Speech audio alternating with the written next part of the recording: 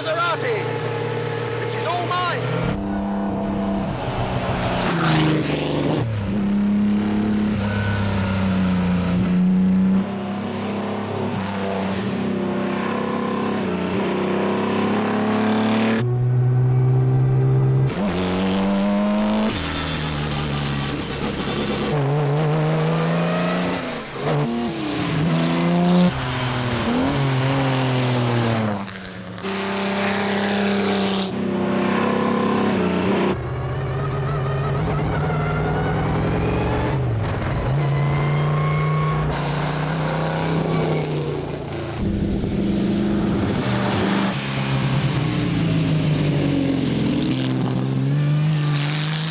Ever since I was a young boy, I've always been a fan of Maserati.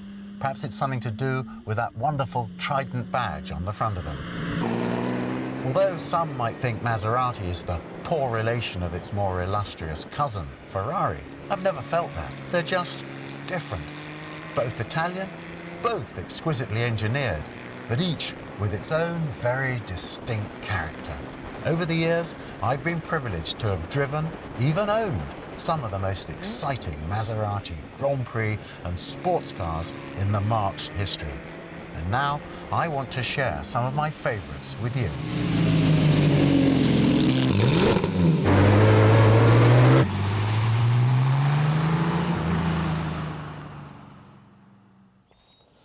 Originally there were 6 Maserati brothers. Carlo, the eldest, died far too young in 1910, and Mario became a painter. The 4 remaining brothers, Alfieri, Ernesto, Ettore and Bindo, were all crazy about mechanical things. They really wanted to go motor racing. In 1925, Alfieri designed and built a 2-litre car for Diatto. It was a Grand Prix car with a straight-8 supercharged 2-litre engine. When Diatto went broke, the Maserati brothers took over the project. It became the first ever Maserati Grand Prix car, the Type 26. For 1926. This is a later model. It's in fact a 1928 car that was rebuilt in 1930, sold to Whitney Straight in England, took out the Maserati gearbox, fitted a pre-selector box, and went racing just about everywhere he could in it. I've known this car for a long time. I first saw it in South Africa some 25 years ago. This is the first time I've driven it, and as it's nice and warm, I think I'll drive it first and then tell you a bit more about it.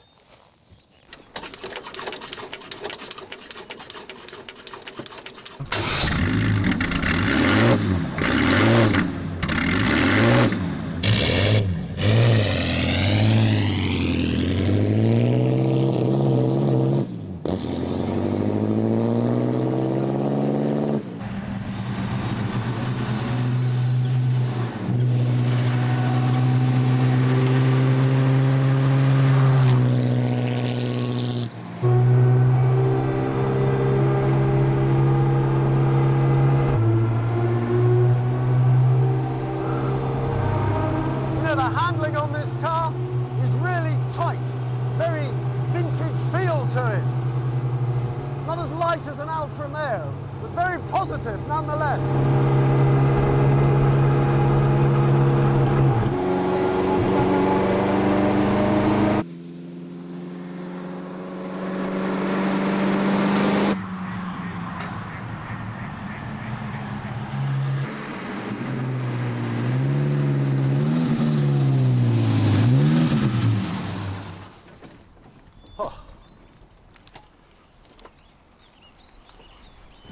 What a magnificent machine this is. The Maserati brothers did a great job with their Grand Prix cars. They're always pushed for money, of course. That's why they're in the business of selling cars to private entrants. Great thing about these Maseratis is they're all tool room built. You have to have a look under here. There is that glorious straight-8 engine. Single plug per cylinder, twin overhead camshaft. The supercharger's out the front there with an early Weber carburetor. That's got a Vertex magneto. There's its bronze steering box. And have a look in here. This is where you have to drive it. little cast pedals, and you need small feet to get on them. And there's the pre-selector gearbox in there that was fitted by Whitney Straight. He didn't like Maserati's crash gearbox, so he fitted that pre-selector where you select the gear you want, and all you have to do then is punch the clutch pedal to get the gear you want. That's why this car was so successful in hill climbs. When Maserati brothers set up their business in Bologna, they adopted the Maserati city sign, which was Neptune's trident. They had a rectangular badge that was made out of a piece of rolled solid silver, and that trident was impressed onto that badge. It was very sad. In 1932, Alfieri died of wounds that he'd incurred whilst motor racing, and the three remaining brothers were really in some trouble then, but they kept going during the 1930s, producing, I believe, some of the most desirable and attractive Grand Prix and voiturette and sports cars ever built. There's very few of them, sadly, have survived. But if you ever get the opportunity to drive one, believe me, you must take it.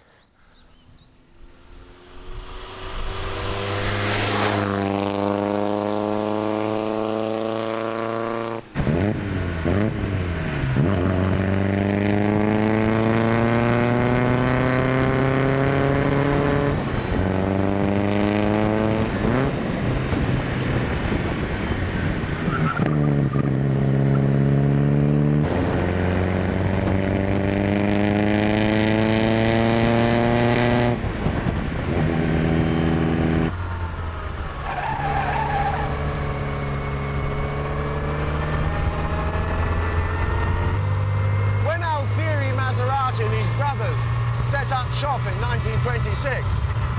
Their main interest was merely going motor racing. It didn't do any harm to sell the odd car for use on the streets, however. This is the very first car that was purpose-built and bodied just for use on the roads.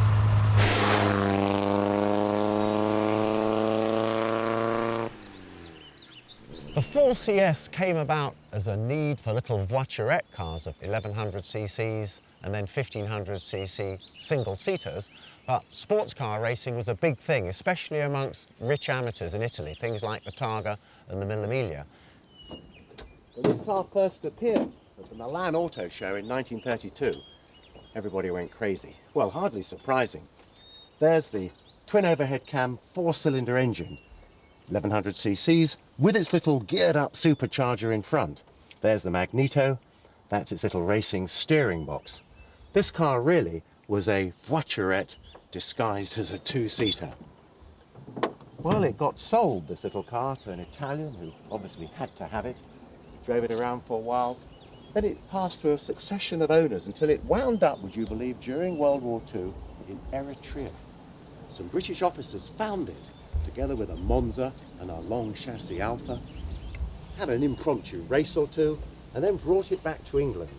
Well, it went from England to America and back again, and it finally got found, rebodied, and here it is today, just as pretty as it ever was.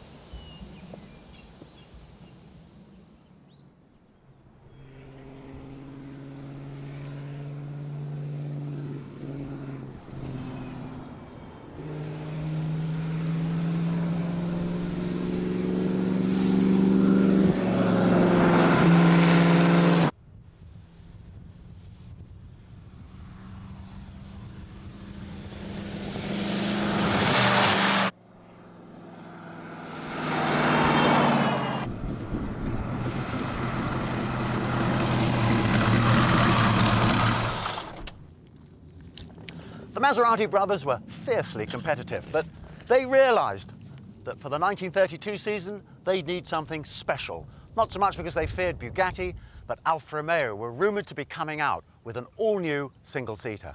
So did Maserati. This is an 8cm, their first full-blooded single-seater Grand Prix car.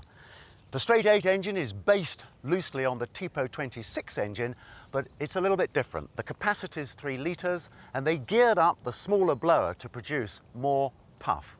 Puff, after all, equals power.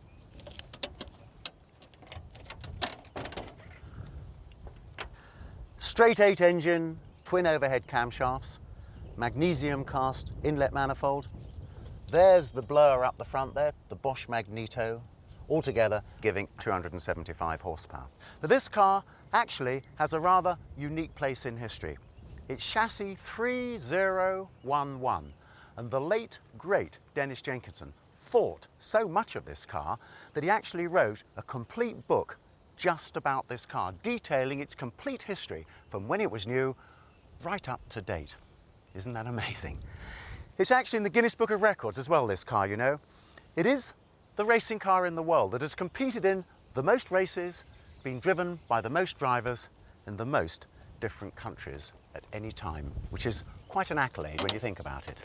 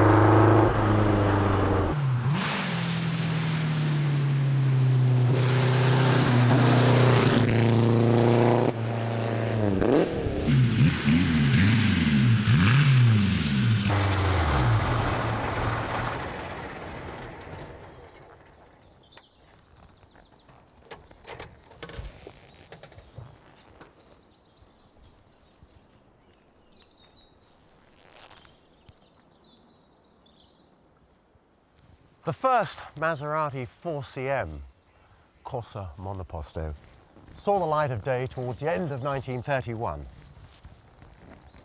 Maserati realised that if they were to continue Grand Prix racing, they had to get some income. Don't forget, there was no sponsorship in those days. Income came from selling cars. Voiturette racing was so popular that they had no trouble finding young drivers who were aspiring to greater things, starting their careers in these little cars. Initially they had 1100cc engines, but during 1932 they were enlarged to 1500 cc's, virtually half of the Grand Prix engine in the 8-cylinder car. There it is. It's a little 4-cylinder monoblock engine, single plug per cylinder, twin overhead cam of course. The supercharger on the front is driven at the same speed as the engine. There's the little magneto, and of course the gearbox is bolted to the back of the engine. There's its steering box, clutch on the left, brake and throttle. Altogether, a very simple little car. And Maseratis sold quite a few of them, not only making a profit on the sale of the car, but also on the maintenance. Now this is a 1936 car, by which time they'd done away with the cart spring front suspension and put this independent front end with torsion bars. And look at the size of the brakes. These little cars really handled and they really stopped. And that's what made them popular, because long term, drivers wanted something they could learn their racecraft on, improve on, get racetrack experience. That's what voiturette racing did for aspiring drivers. They were a lot of fun to drive when they were new, these little cars, and they're a lot of fun to drive today.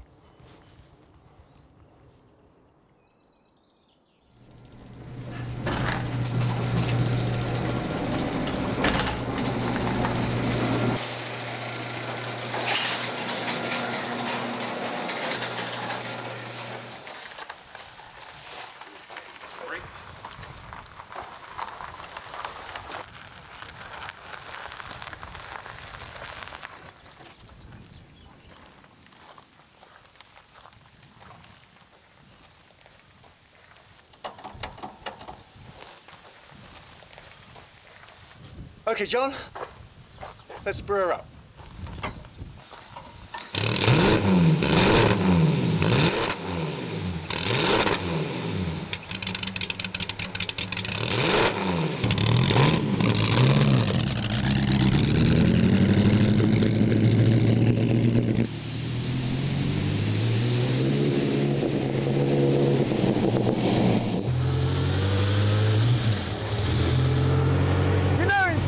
good view, I'm the first one to climb a mountain or go and sit by the seashore and watch the sunset. But for me, there's one view that beats them all.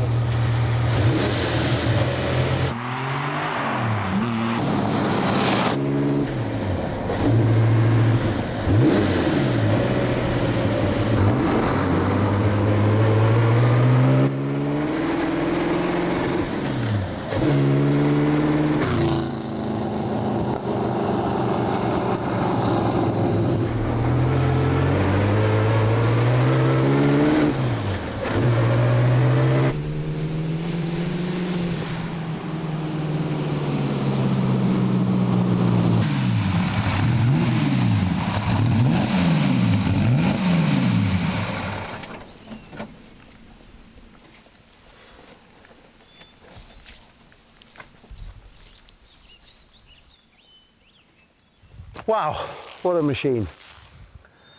After some 10 years of struggling to be competitive in Grand Prix racing, voiturette racing and sports car racing, as well as designing and building cars for customers, the Maserati brothers were getting a bit tired and worn out. Adolfo Orsi was an Italian industrialist who made spare parts for cars. He asked them if he could buy the business. The spark plug business and the battery side of it was what really interested him, but at the same time, he probably thought it wouldn't do himself any harm to go Grand Prix racing. So at the end of 1937, a deal was signed, and the first car that the factory produced for Grand Prix racing under Orsi's ownership was this truly awesome and magnificent machine, the Maserati 8CTF. Initially, they were going to build 6 of these cars, but in the event, only 3 of them got built. Chassis 3030, chassis 3031, and chassis 3032. This is 3031. Count Trossi drove this car in several races in 1938, and although he didn't actually become desperately successful with it, he did at least lead every race that he entered. In 1939, the factory entered this car in just one race. It was the German Grand Prix at the Nürburgring. Paul Peach was the driver, and he, unbelievably, led the all-conquering Mercedes-Benz and Auto Union teams.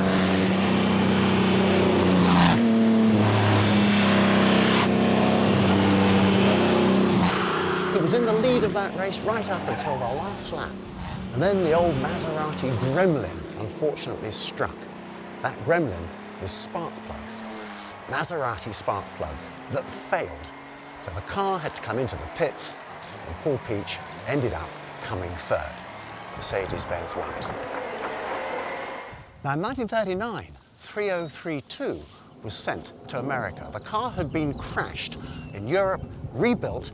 It went off to America, and Wilbur Shaw drove it at the Indianapolis 500 race that year, winning it outright. Well, Wilbur Shaw won in 1940 again, 2 years in a row. And in fact, in 1941, Wilbur Shaw really ought to have won the race that year too, making it a hat trick. But unfortunately, he had a wheel problem. Isn't that a beautiful sight? Straight 8, 3-litre, monoblock, 2 supercharged, 1 blower for the front 4, 1 blower for the back 4, producing about 380 horsepower. Altogether, one of the most beautiful engines ever in Grand Prix racing. And just come and have a look over here. Look, there's 3031 stamped on the engine block. It's on its own engine plate. And 3031 is stamped literally all over this car, even up here on its aero screen. Isn't that magnificent? Have a look at the front suspension on this car. It's got a rocking arm top end. It's an independent system using torsion bars. And here's something I really like to see. This is an aluminium rim. You can tell it's a pre-war rim because it's folded around a former and then it's been riveted up here. And this one has 3031 stamped on it. Here's a lovely artifact. In 1941, when Maury Rose put 3031 on pole at the Indy 500, this is the 3-spoke steering wheel that he used. Claimed it helped him to turn left all the time. And you've got to see this too. That magnesium casting in there is actually the oil dry sump tank. It spreads out the stresses on the chassis, helps with the handling, but there are 4 individual compartments in there, and it's cast with a great big tunnel right down the middle of it to get the prop shaft through. An exquisite piece of Italian foundry work and design, something I think even Bernini would have been proud of himself. These Maseratis really were tool-room built jobs. Just take this rear suspension, for instance, this trailing arm here, beautifully made out of 2 pieces that are welded and then polished. Quarter elliptic springs, a live rear axle, and just look here, the Trident.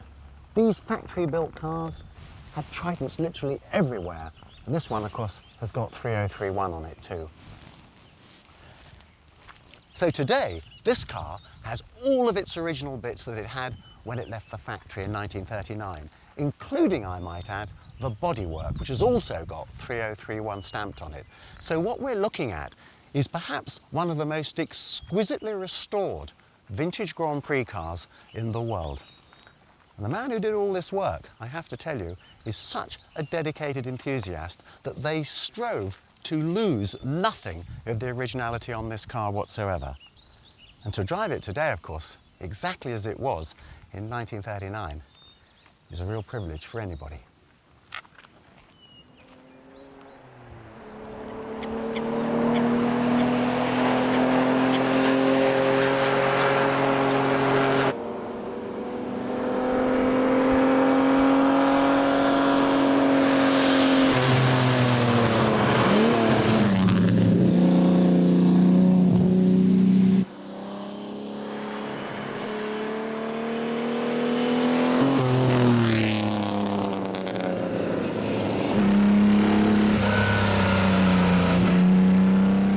Maserati's first 6-cylinder car came about in 1934. It was called the 6C34.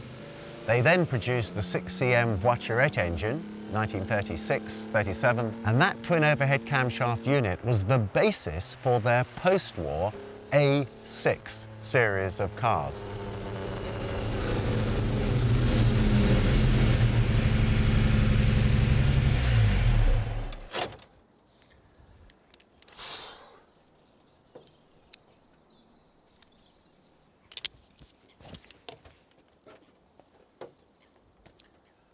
Up to the end of the 1951 season, Maserati had really done quite well in Grand Prix racing, considering they were a family-owned concern that really ran on enthusiasm rather than money. Their 4CLT cars had done their best against the might of Alfa Romeo and Ferrari. But for the 1952 and 1953 seasons, Grand Prix were going to be run to Formula 2. That meant no bigger than 2-litre normally aspirated engines. Could in fact run a 750cc supercharged engine if you wanted to, but nobody bothered to do that. This was Maserati's Formula 2 offering, the A6GCM. M for monoposto, single-seater. The idea behind this car was really to try to make as many as they could and sell them lucratively so they could put some money in the coffers. Remember, Maserati were always hard up as a company. Well, it's a sweet little car, very simple. A 6-cylinder, 2-litre overhead camshaft engine, drum brakes, thinned at the front, slightly smaller at the back. The gearbox, 4 speeds, bolted to the back of the engine, nothing very trick. And the chassis really based on the old 4CLT unit, but with some stressing, triangulation to stiffen it up.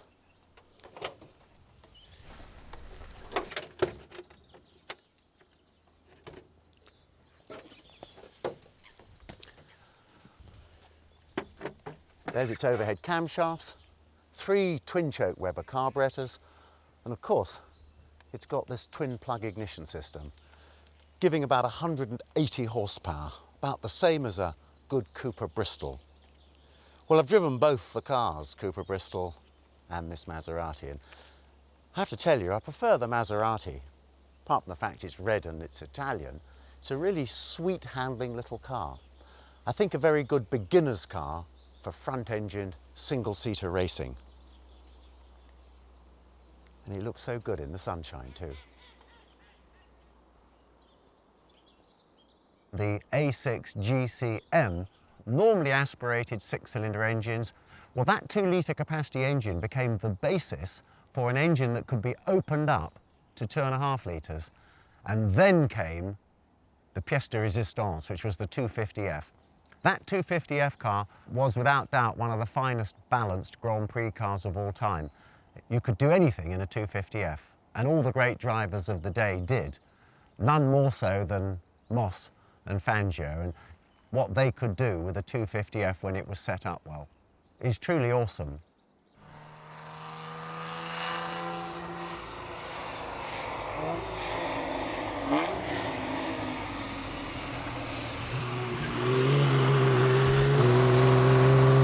Maserati were very well aware after World War II that they had to sell more and more cars to make their company viable.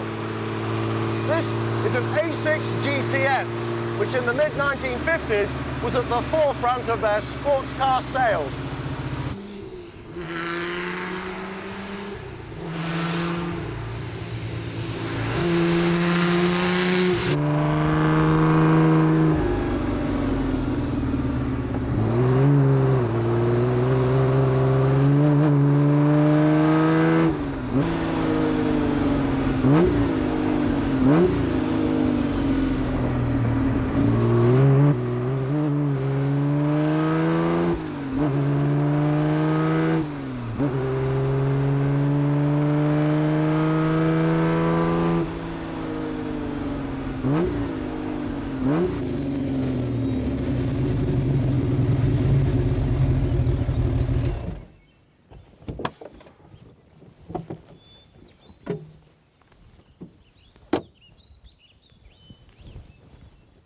This A6 GCS model was an immense success for Maserati. They built over 50 of them, mostly bodied by Fantuzzi, but Pininfarina and Gear also had a go at them. Let's see what's under here, shall we? Well, there it is. Straight 6, 2-litre capacity, 2 plugs per cylinder, Weber carburetors. Just note those trumpets sticking out there. About 150, 60 horsepower in sports car trim, but basically the same engine as the Formula 2 car had. 4-speed gearbox that's coupled to the back of the engine, live rear axle. But the handling of these cars was legendary, and some great drivers drove them, not the least of whom, of course, was Roy Salvadori, who drove the Gilby engineering car. But in 1955, the A6 GCS's big brother appeared. With the success of the 2.5-litre 250F, Maserati built the 300S. What's under here? Well, let's have a look too. It's an even bigger 6-cylinder engine. 2 plugs per cylinder, twin overhead cams, Webers, note the trumpets, 2 big magnetos at the end there. This car gave about 240 or 50 horsepower in sports car trim, but mammoth torque. I've got to show you what's in the back too. Because of all the development that was going on with the 250F, the 300S really benefited. Have a look in there. Transaxle gearbox unit. It's got those big 250F drum brakes, fuel tank and dry sump oil tank. Just look at the craftsmanship, all those beautiful rivets. Almost a work of art on its own. Tubular space frame, of course, very similar to the 250F.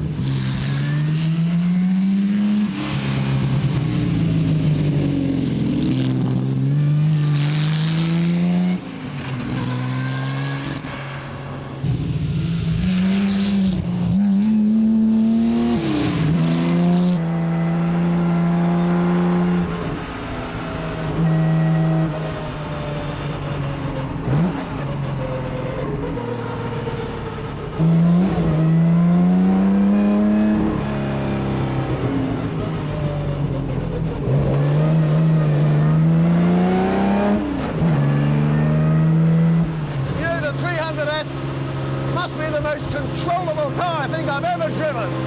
Fantastic! Just like wearing a glove.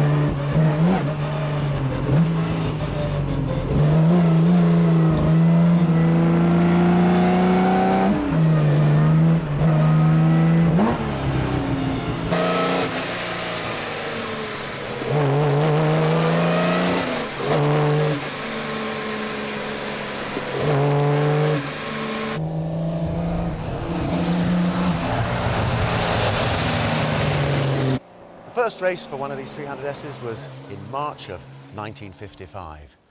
2 cars ran at Sebring and 1 car ran in North Africa.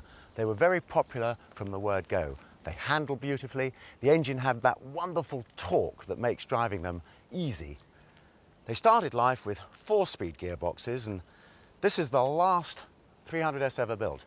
They fitted a 5-speed gearbox in this, a transaxle. The gearbox is in the back, bolted up with the crown wheel and pinion. The 300S had one real Achilles heel. It wasn't fast in a straight line. Take the Mulsanne straight at Le Mans, for instance. A good Jaguar could do well over 175 miles an hour down that straight. The 6-cylinder 121 LM Ferrari, well, that was good for over 180 miles an hour. Poor old 300S struggled to get much over 150, maybe 155 miles an hour. But it was a joy to drive, and many of the great racing drivers of the day, like Moss and Fangio, Shelby, Salvadori, Jean Berra, Harry Schell, they all swore by this car for its reliability and its easiness to drive. So, in my opinion, if one's thinking about getting a nice mid-50s sports car to go and do any of those great Mille Miglia or Targa Florios, or just to race at vintage sports car events, you could do a lot worse than choose a 300S.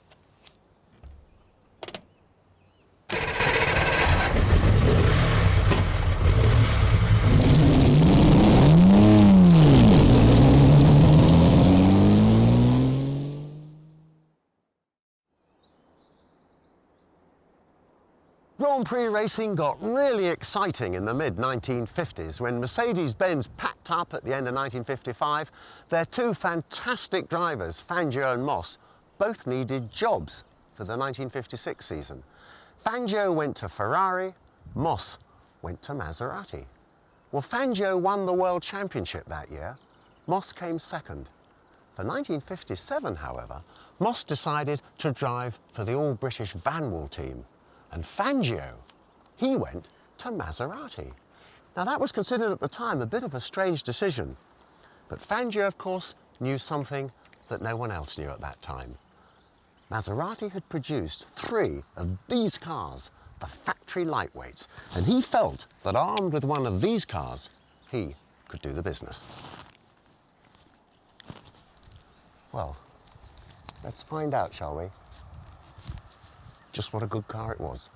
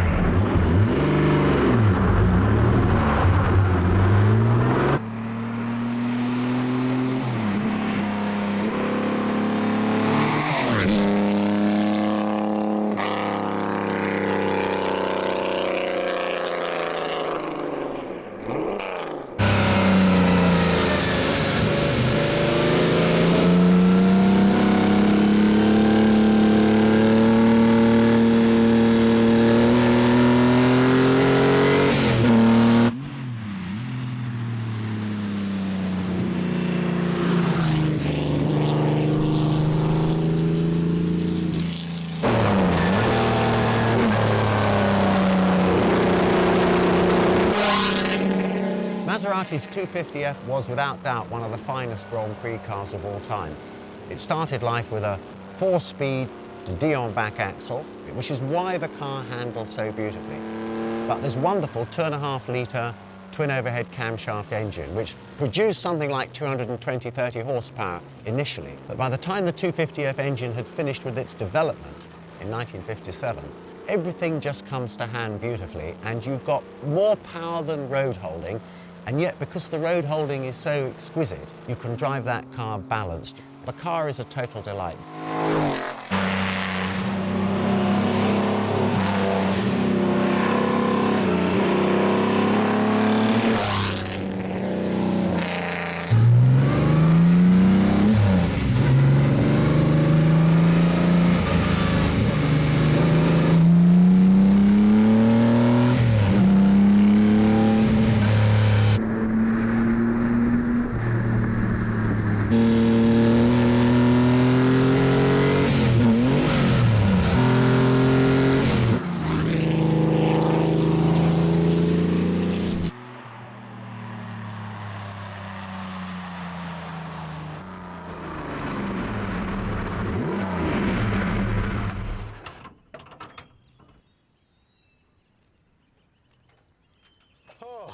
What a fantastic car.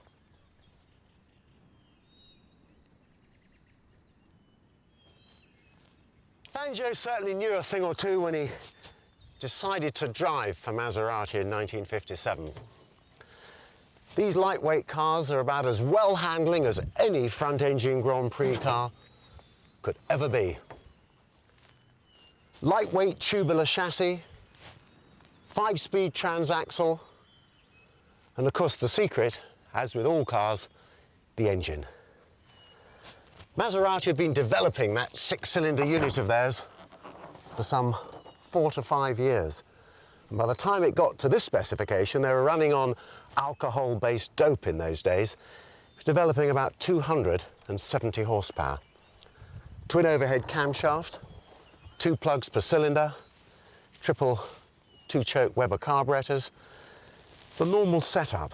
But this engine made this car so beautifully balanced, the most beautifully balanced of any front-engine Grand Prix car ever. Back to the 1957 season, Fangio won the Monaco Grand Prix. And then, when they went to Germany for the German Grand Prix at the Nürburgring, his greatest ever drive took place. He started the race on half tanks, thinking he could get ahead of the Ferrari boys, Hawthorn and Collins. But when he came into the pits, he had a 28-second lead. Hawthorn and Collins went by because they had started with full tanks. The pit stop was bungled badly. Fangio started off about a minute late. The mechanic had dropped the wheel nut which had rolled under the car. They couldn't find it. Then he drove as if he was with the gods. He caught up Collins and passed him. He caught up Hawthorn and passed him. Hawthorn chased him all the way to the finish, but couldn't actually get past him. He actually set a lap record of, I think it was 9 minutes and 14 seconds, which is just truly phenomenal. And Fangio, of course, went on to win the World Championship in 1957. That was his 5th World Championship, and after that, well, he eventually retired, of course. Maserati, having achieved their main objective in life, to actually win the Grand Prix Formula One Championship, more or less went broke. They'd run out of money, which was a great shame. But they had won the all-time prize in Formula One racing.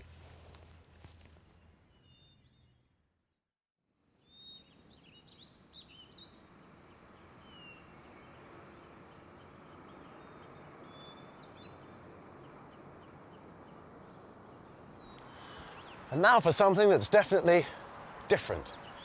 It's over 30 years since I've driven one of these.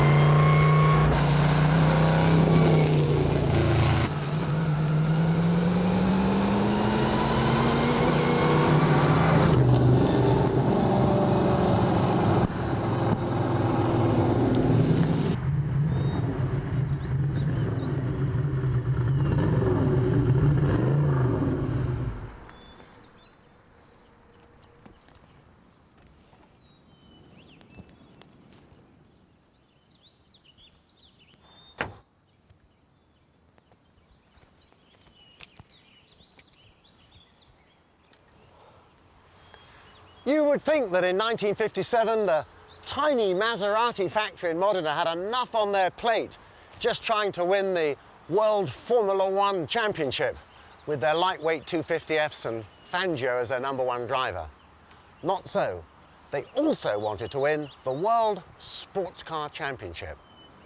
Whilst the 300S was a fabulous little car and it handled so beautifully, it just simply wasn't powerful enough to keep up with the competition, Ferrari. And Ferrari, of course, produced powerful cars. This was the answer. The Tipo 54, otherwise known as the 450S. This awesome car was specially constructed to try to win that 1957 World Championship.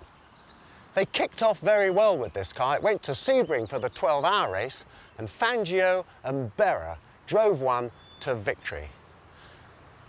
During the season, they had 2 outright wins, but the World Championship went right the way down the line to Caracas in Venezuela. This is chassis 4508. It was purchased by a wealthy American called Temple Buell and immediately sent out at the end of 1957 to Venezuela to help the factory effort there. The more Maseratis they could get into that race, the better their chances of winning. And only the leading car of the marque would score points. Well, when the race started, Maston Gregory was driving this car. He shot off into the lead, only unfortunately on the second lap to fall off the road and flip the car. Let's have a look under here, shall we?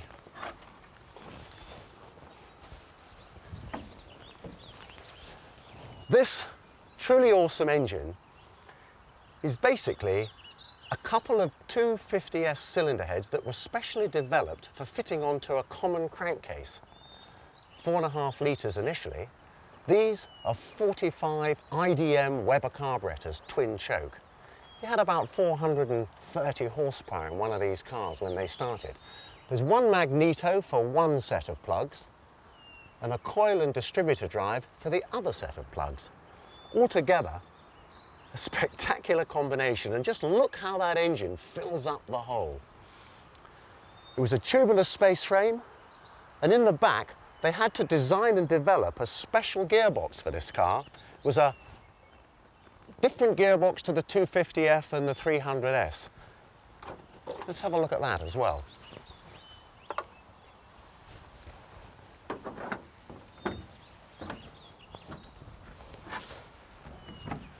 There it is, sitting in front of the fuel tank. That's a 40+ gallon tank for long distance racing. There's 5 speeds in that gearbox, and you can see the way the tubular space frame is, and there are the drive shafts sticking out the side, shock absorbers up here, and those fantastic finned drum brakes. The ultimate development, really, of a drum brake, based on the 250F unit. One way or the other, this car definitely separated the men from the boys. If anybody out there is wondering about a test for macho-ness, I can tell you, this is the car to try it out on. You definitely need what all men need to drive one of these. And by the way, this was the fastest sports racing car of its time in 1957 with its 4.5 litre engine. And the engine in this car has been bored out to 5.7 litres. Just think about that. That gives you over 500 horsepower. Definitely something to think about.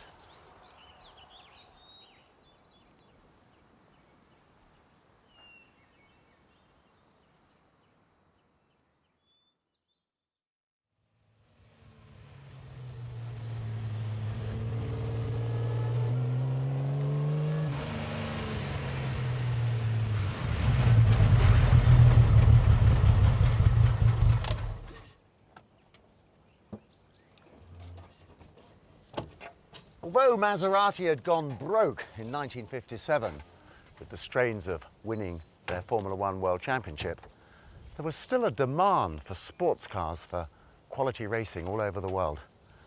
The 300S, however, was long in the tooth, way past any further development. Something fresh was needed. In 1959, they came up with the Type 60 and the Type 61 Maserati cars. This is a Type 61. The only major difference was the engine capacity. The 60 had a 2-litre 4-cylinder engine and the 61 had a 2.8-litre 4-cylinder engine. The car was given all kinds of different names when it was new, but one name has stuck, and that's the name that we know this car by today, the Birdcage. If you have a look in there, or you have a look in here, you'll be in no doubt why the car is called the Birdcage. That's its 4-cylinder engine, twin-plug ignition, ubiquitous Weber carburetors. At 2.8 litres, this engine could produce about 275 horsepower. In 2-litre form, about 200 on a good day. But this little car really endeared itself to its drivers. Everybody loved it for its lightweight and drivability. Sterling Moss took a TPO 61 to the Cuban Grand Prix in 1960. He won the race outright. And then later in the year, he partnered Dan Gurney at the Nürburgring for the 1,000 kilometres. Nürburgring, perhaps the most demanding driver circuit in the world. Well, under appalling conditions, they won the race outright. In 1961, Lucky Kastner and Maston Gregory took another TPO 61, a Camaradi car, back to the Nürburgring for the 1,000 kilometres, and they won that race outright. Well, what more do you need to say about a sports racing car that it wins perhaps the trickiest and most driver-demanding sports car race in the world 2 years in a row? The Birdcage Type 61.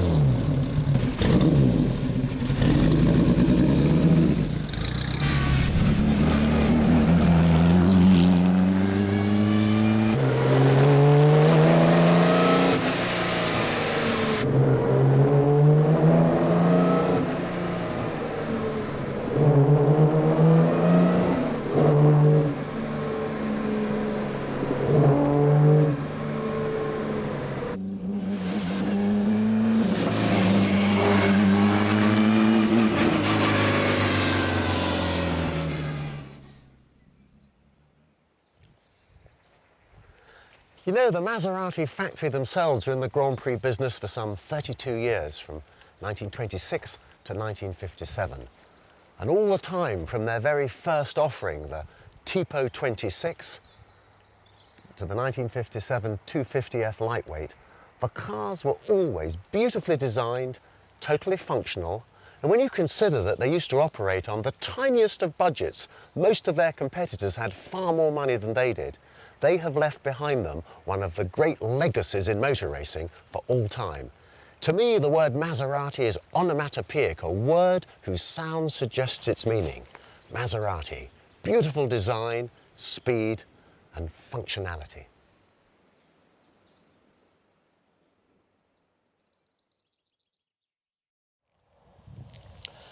Living in or visiting London has many joys, of course, but for me, one of the greatest joys are these wonderful muses that we have here, originally built by the Victorians in the mid-1800s to house their carriages and horses. They've always been very happy places. With the advent of the motor car, of course, they were just naturally used for storing new cars. Chauffeurs lived upstairs. But some of the world's greatest all-time cars have passed through this muse. It's got emporiums here that buy and sell these cars, and anybody who's interested in that kind of thing can come here, see what the stock is, and go out and buy something. You never quite know what you're going to find. I've been coming here for the last, 30-odd years. My little bit, just around the corner there.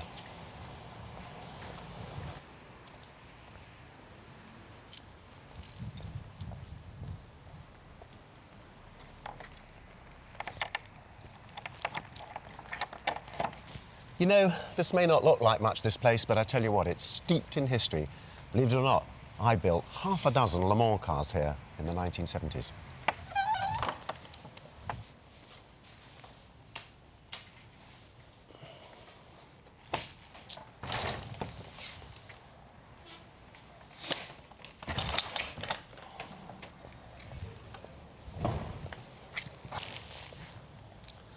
I've always been a great Maserati fan.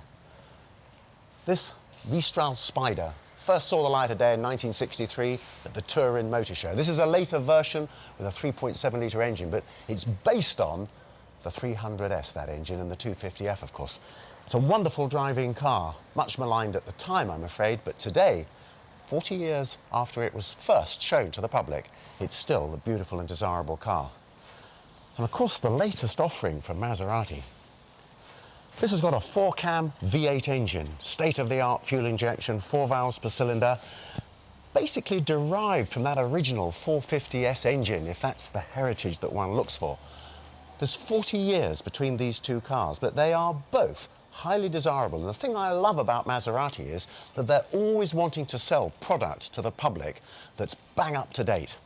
The problem I've got today is, in London, with the weather like this, shall I go in the open car or the coupe? Difficult decision. I think I'll take the motorcycle.